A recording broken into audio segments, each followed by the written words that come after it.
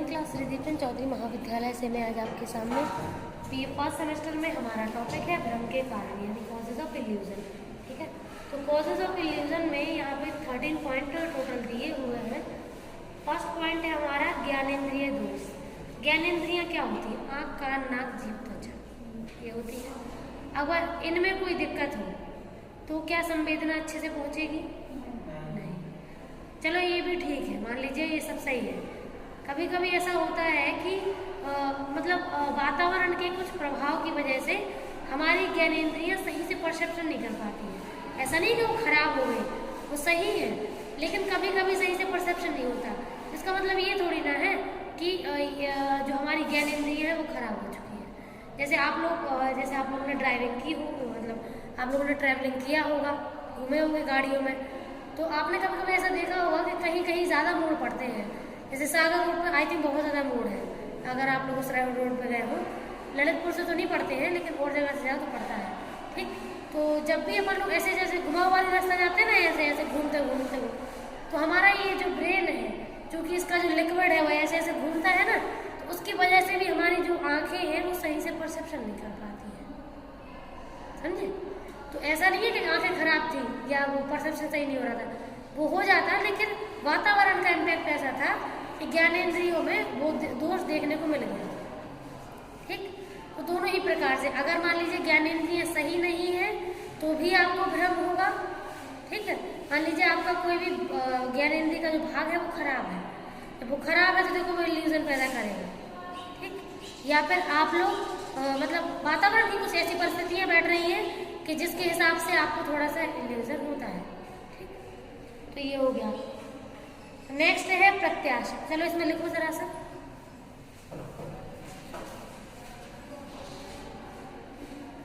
जब व्यक्ति की ज्ञानेंद्रियों में दोष होता है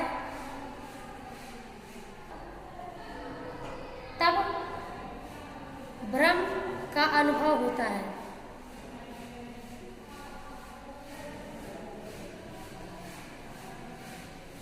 जैसे पोलियो रोग,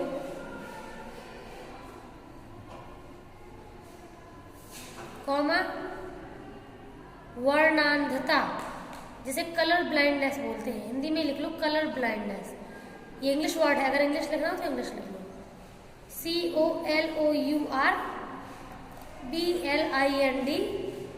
COLOURBLINDNESS, ब्लाइंडनेस। इसमें पता है क्या होता है? ये जेनेटिक डिसऑर्डर है, इसमें लोग रंगों में भेद नहीं कर पाते हैं। भेद मतलब ऐसे मान के चलो कि जैसे चटक रेड है या ग्रीन है, उनको पता कैसे दिखता है वो रेड और ग्रीन? जैसे ग्रे कलर हुआ, वाइट है, ऐसे कलर दिखते हैं, यानी कि उनको रंग नहीं दिख पाते हैं। ब्लाइंड मतलब होता है अंधापन, रंग नहीं दिख रहा है उनको। तो रंग तो है, जैसे इधर अगर आप लोग मान लो अपन प्रोजेक्टर से रेड कलर दिखा रहा है, सब बैठे हुए सबको रेड ग्रीन दिख जाएगा, वो सब समझ जाएंगे, लेकिन जिसको कलर ब्लाइंडनेस होती है उसको रेड भी ग्रे कलर जैसा दिखता है। समझ रहे हो? मतलब ब्लैक एंड व्हाइट पिक्चर हो जाती है, वो जेनेटिक ही मिलता है। तो ये भ्रम नहीं कहलाए एक तरीके से, क्योंकि है तो रेड ना, है ग्रीन, लेकिन उसको ग्रे और व्हाइट दिख रहा है, इसका मतलब उसको भ्रम है, बाकी को तो नहीं है। तो इसका मतलब है कि उसकी ज्ञानेंद्रियों में दिक्कत है, ये वास्तव में है। अब एक प्रकार का उसे कलर ब्लाइंडनेस नहीं बोलते हैं, वो ओपोनेंट प्रोसेस थ्योरी है कलर में, साइकोलॉजी में ही है। उसमें क्या होता है, ये जेनेटिक है, बिल्कुल रियल है। हमारी जो बेस्ट फ्रेंड थी, उनके फादर को ये प्रॉब्लम थी, वो रेड और ग्रीन में अंतर नहीं कर पाते थे। उनके सामने तुम रेड और ग्रीन दिखा दो तो वो यही नहीं बता पाते थे कि ये ग्रीन है कि रेड है। उनको रेड ग्रीन जैसा लगता था, ग्रीन रेड जैसा। अब सोचो कितने अपोजिट कलर, फिर कैसा लगता हो। और ये पता भी नहीं था हम लोगों को। पता कब चला कि उसके फादर को दिक्कत है? जब वो थ्योरी पढ़ी, जब सर ने वो थ्योरी पढ़ाई, तब आकांक्षा बोलने लगी कि ये तो मेरे फादर को भी है। तो हम लोगों ने जब से नहीं बता पा रहे थे लोग, तो पता चल गया कि वास्तव में ऐसी चीज़ें होती हैं। हाँ, उनको तो बहुत प्रॉब्लम होती है।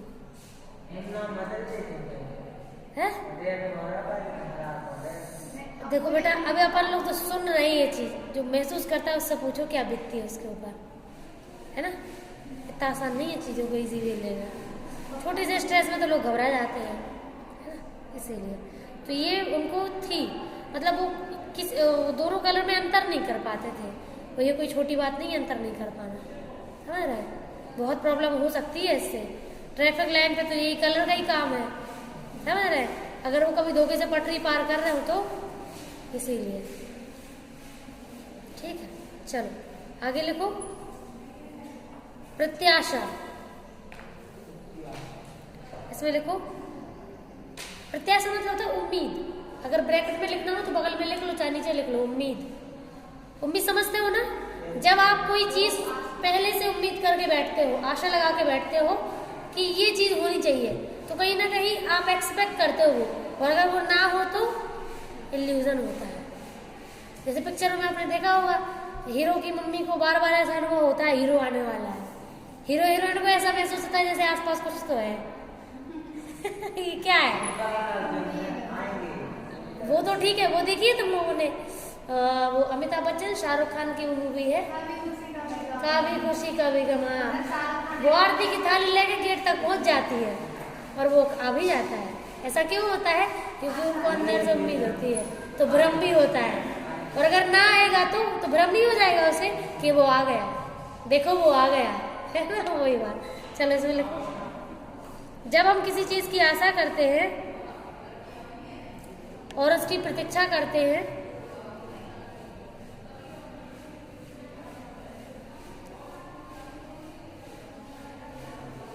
तब प्रायः ऐसे भ्रम उत्पन्न होते हैं। सही बात है। हमने बोला था कि 2 लाइन ही छोड़ना, तो बोलते हुए नहीं ज़्यादा छोड़ना, नहीं बोलेंगे 2 लाइन से। तब प्रायः भ्रम उत्पन्न होता है। प्रतीक्षा करता, आशा करता है, प्रतीक्षा करता है, तब प्रायः भ्रम होता है।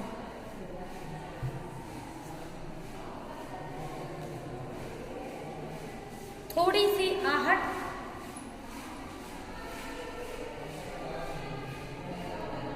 सूचक बन जाती है। देखो चांद आया है, चांद नजर आया। चलो अगला है समानता। समानता का मतलब होता है जब 2 चीजें एक जैसी लगती हैं, ठीक, तो हमें ऐसा लगता है कि वो वही है, लेकिन होता नहीं है। क्योंकि दोनों में समानता ज्यादा होती है, नहीं लिखना नहीं है, बता रहे हैं। दोनों चीजें लगती एक जैसी है, माइनर सा डिफरेंस होता है, तो माइनर सा डिफरेंस हम नहीं समझ पाते। आपने तो कई बार ऐसा देखा होगा कि अगर जैसे मान के चलो हमें मतलब हम किसी चीज के बारे में सोच रहे हो, या कोई वैसी उल्टी उल्टी चीज हमने पहले देखी हो, तो अगर हल्का सा डिफरेंस होगा, अगर वैसे ही आपके सामने कोई ऐसी चीज आ जाए, डिफरेंस तो होगा, लेकिन आप डिफरेंस नोटिस नहीं कर पाएंगे, क्योंकि आपको पहले से वो स्कीमा में सेव है ना, इसीलिए। देखो 2 व्यक्तियों या वस्तुओं में भी जब समानता होती है तो भ्रम उत्पन्न हो जाता है।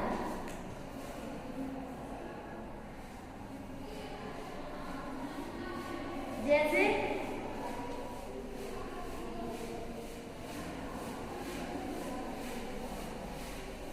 जुड़वा बच्चों में, अब जैसे हमारी एक भाभी है, ये उनकी 2 बच्ची है, जुड़वा है।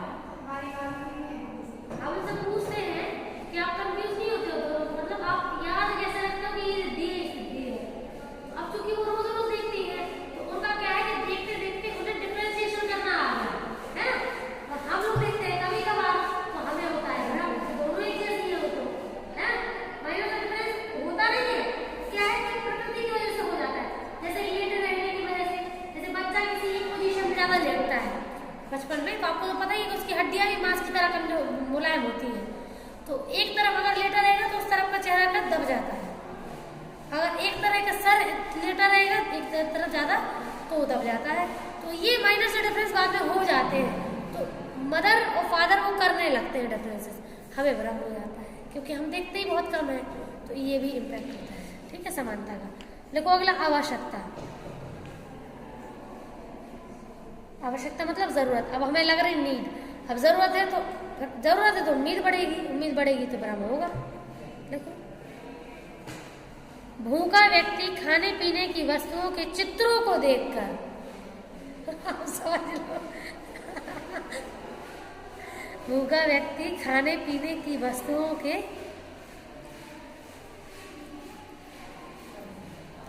चित्रों को देखकर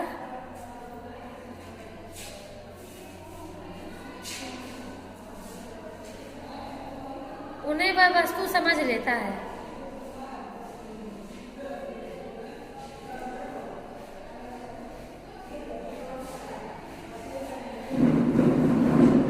नल को देखकर पानी की आशा करता है।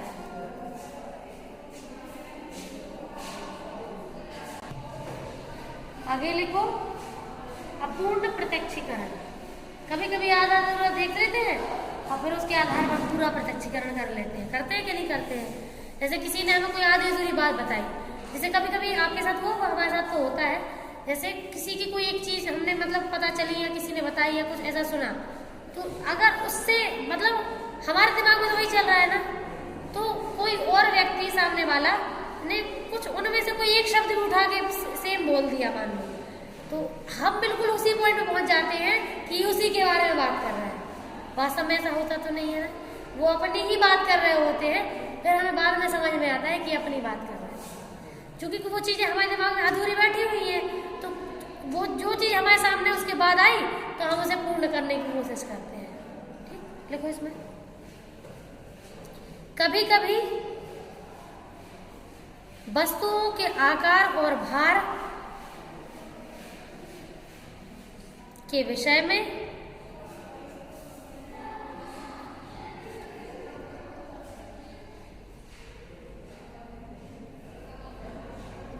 अनुमान लगाने पर भ्रम उत्पन्न हो जाता है।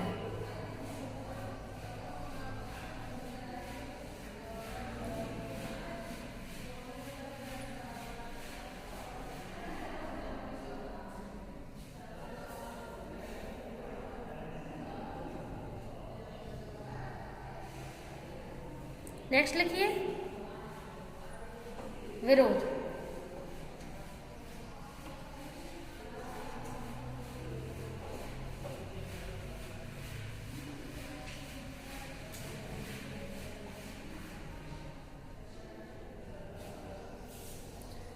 जैसे देखो बता रहे, जैसे कभी कभी ऐसा होता है कि दो समान लाइनें हैं, एक जैसी है, एक का तीर अंदर की तरफ है, एक का तीर बाहर की तरफ है। बड़ी कौन सी लगती है? जिसका बाहर है ना।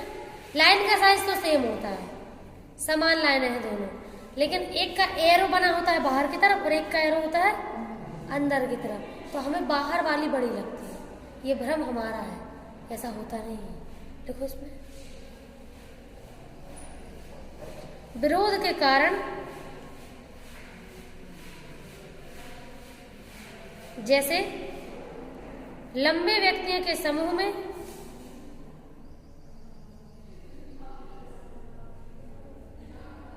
छोटे कद का व्यक्ति और भी छोटा लगता है। जैसे हम और चेल्सी में हम खड़े होते ऐसी फीलिंग सही बता रहे, काहे कि ऑब्वियस है। देखो हम रीमा के साथ खड़े हो तो नहीं छोटे लगते हैं, हम किसी के भी साथ खड़े होते छोटे लगते हैं जितने हम चेल्सी के साथ। हाँ चलो ठीक है, लिख लो, तुम्हें भूल लोगे नहीं ये पॉइंट का भी, है ना। छोटे कद का व्यक्ति और भी छोटा दिखाई पड़ता है, तो ये भ्रम है कि नहीं है? सोचे नहीं लियो मुझे सत्य है। यही से हम डिस्टेंस बना के खड़े हो सकते, पता है। फिर संगे चली जाती है, संगे जाता तो नहीं सकते नीति में। हाँ सकते चली गई, हाँ तो छोड़ दो। हाँ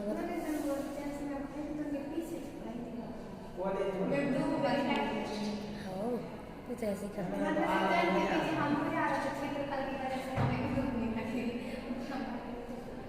चलो आगे है चिंता और भय। टेंशन से और भ्रम उत्पन्न होते हैं, ये बनी बात है। क्योंकि जब व्यक्ति टेंशन लिए होता है ना, तो उसका आईक्यू ढंग से काम नहीं करता है, वो सही से तर्क नहीं कर पाता है।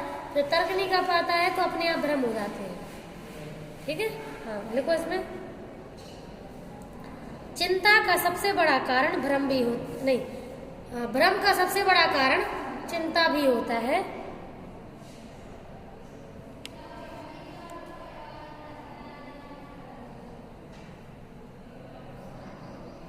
जैसे अंधेरे में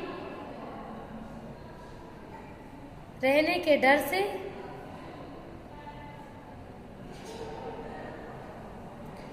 चोरों या खतरनाक जानवरों के आने का भय होना।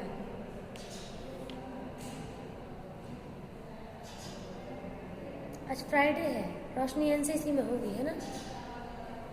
अच्छा हिमांशी का है, हटा लो बाहर से नहीं।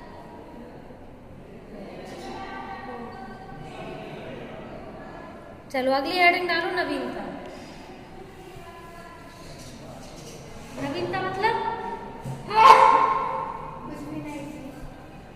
कुछ नया आता है। तो हमारे पास क्या है कि उससे जुड़ी हुई सूचना तो पहले होती नहीं है। तो जो पहले वाली सूचना हमारे पास होती है तो हम उस नई सूचना से जोड़ने की कोशिश करते हैं।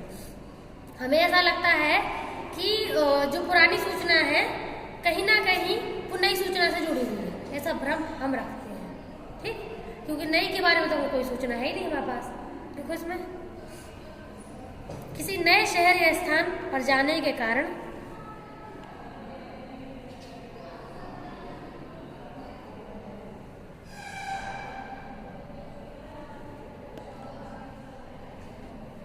दिशा भ्रम होना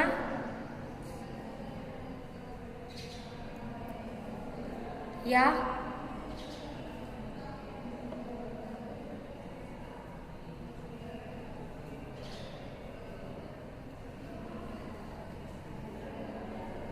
कभी कभी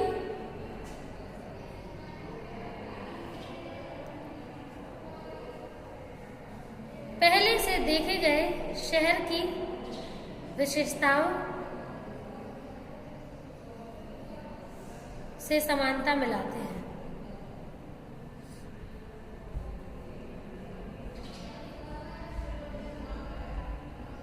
ओके, नेक्स्ट लिखिए नेत्र गति। कभी सो के उठे हो? रोज उठते होंगे।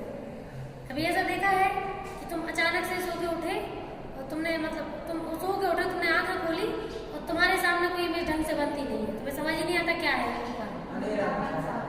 अंधेरा तो नहीं कह सकते, मतलब दिखता है लेकिन मूवमेंट करता हुआ दिखता है।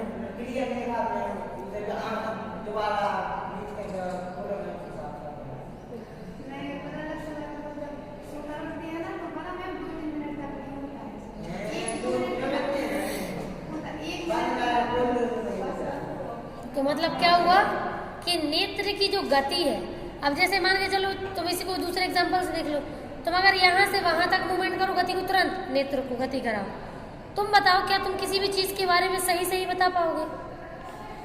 भ्रम होगा कि नहीं होगा? होगा ना, क्योंकि सही सूचना कलेक्ट नहीं कर पा रहे, क्योंकि आप रोक ही नहीं रहे हो ना उस इमेज पे, इसीलिए। ठीक, तो जब आप अपने नेत्र को जल्दी जल्दी गति कराओगे तो जल्दी जल्दी गति कराने के चक्कर में बीच में जितनी भी चीजें आएंगी आपको कुछ की कुछ दिखेंगी। हम ये कह ही नहीं रहे, अपन कौन सा पॉइंट पढ़ रहे हैं? नेत्र गति। तो जब अपन लोग एक बार में जल्दी गति कराते हैं नेत्र को, तो गति कराने के चक्कर में जितने ऑब्जेक्ट उससे नेत्र से होकर के गुजरते हैं वो बहुत जल्दी नजर आते हैं, बहुत जल्दी हम उन्हें देखते हैं। तो चूंकि इतनी जल्दी जब हम देखते हैं तो किसी के बारे में हम क्या ढंग से बता सकते हैं? गलत सलत ही बताएंगे ना, उसको भ्रमी तो कहेंगे। देखो, लंबी रेखा को देखने पर अधिक बल पड़ता है,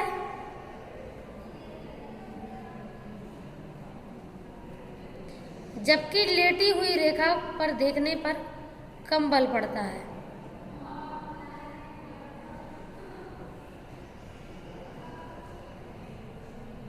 इसी कारण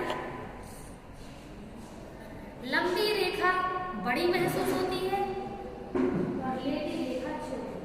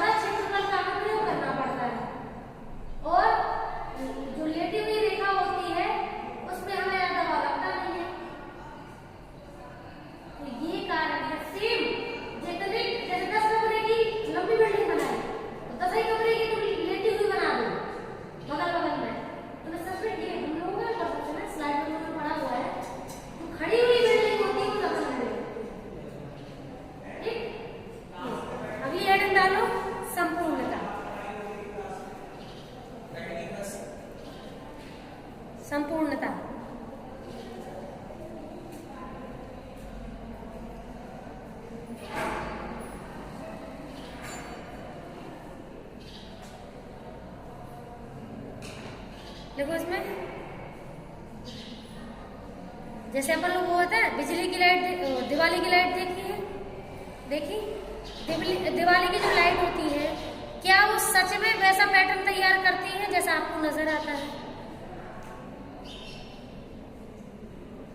बताओ प्रियांशु, तुम लोग लड़कों को तो बता देना चाहिए इसका आंसर।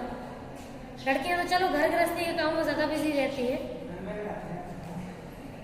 तो ये बताओ, जैसे अगर तुमको ऐसा लगता है कि वो ऐसे मान के चलो अगर ऐसा पैटर्न तैयार कर रही है तो क्या सच में वो ऐसे ही है? नहीं है।